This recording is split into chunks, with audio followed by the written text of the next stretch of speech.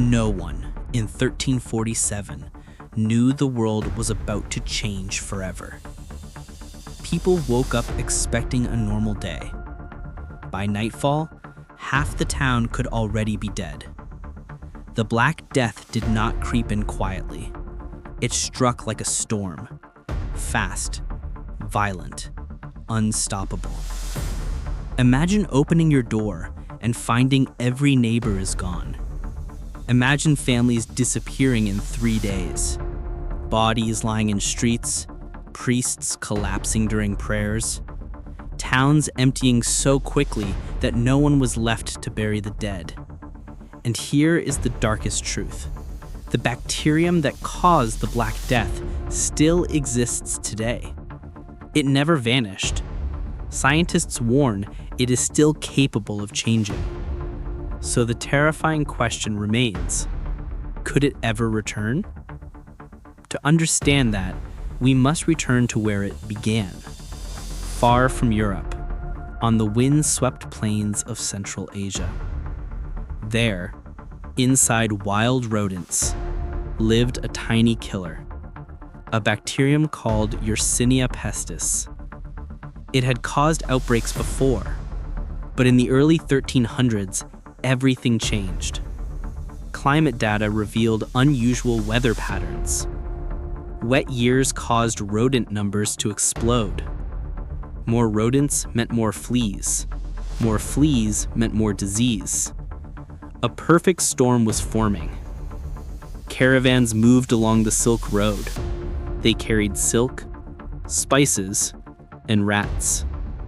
Inside the rats were fleas. Inside the fleas was death. In 1346, the plague reached the port city of Kaffa in Crimea. A Mongol army surrounded the city. Suddenly, their soldiers began dying in massive numbers. Panic set in. Chroniclers claimed the Mongols hurled infected corpses over the walls. Whether fully true or not, one fact is certain. Ships escaped the city carrying plague-infected rats.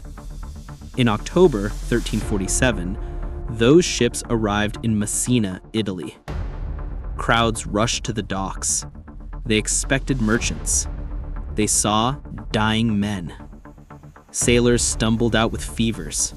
Their bodies were covered with black, swollen lumps. Most were dead within days.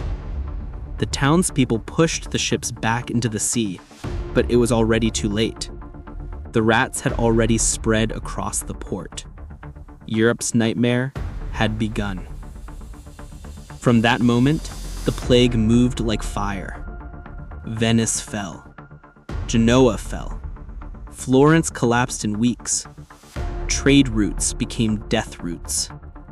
In Florence, parents abandoned their own children. Priests died performing last rites.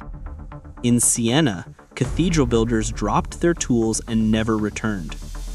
Everyone was dead. The destruction was fast. It was merciless. It was unlike anything humanity had ever seen. So what did the plague do to the human body? Modern science reveals the horror. A flea would bite a human. Inside the flea, the bacteria multiplied so fast that it clogged the flea's throat. The flea starved.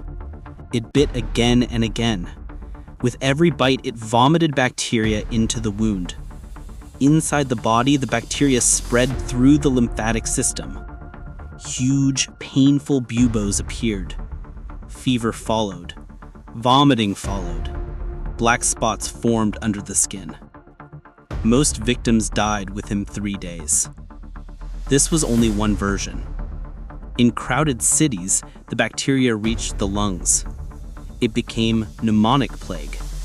It spread through the air. A single cough could infect a room. Most victims died within hours. Nothing had ever killed so quickly. By early 1348, the plague reached France. King Philip VI ordered doctors to investigate. They blamed bad air. They burned incense. They wore strange bird-shaped masks, but none of it worked. They didn't know the true killers were fleas. In June 1348, the plague arrived in England. People wrote that they ate breakfast with friends and dined alone because their friends were dead by sunset. Within a year, England lost nearly half its people. Many villages simply vanished. Some were never rebuilt. By 1350, Europe was shattered. Paris lost tens of thousands. London lost more than half its residents. Studies estimate that up to 200 million people died worldwide. It became the deadliest pandemic in human history. But the Black Death didn't only kill people, it transformed Europe. With so many dead, labor became valuable. Peasants gained power. Wages rose. Feudalism began to break. The entire economy shifted. Cities introduced new health measures.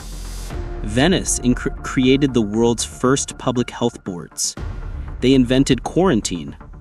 Ships arriving from infected areas had to wait 40 days offshore. Quarantine came from the Italian words for 40 days. The plague also changed beliefs. Seeing priests and nobles die as easily as peasants shattered trust in old institutions. People questioned authority. They questioned science. They questioned everything. Historians believe this shift helped ignite the Renaissance. But fear led to cruelty. Jewish communities were blamed without evidence. Many were killed. Records showed these accusations were false. Fear had replaced reason. Hate replaced understanding. And yet humans endured. Cities built isolation hospitals. Doctors kept searching for answers.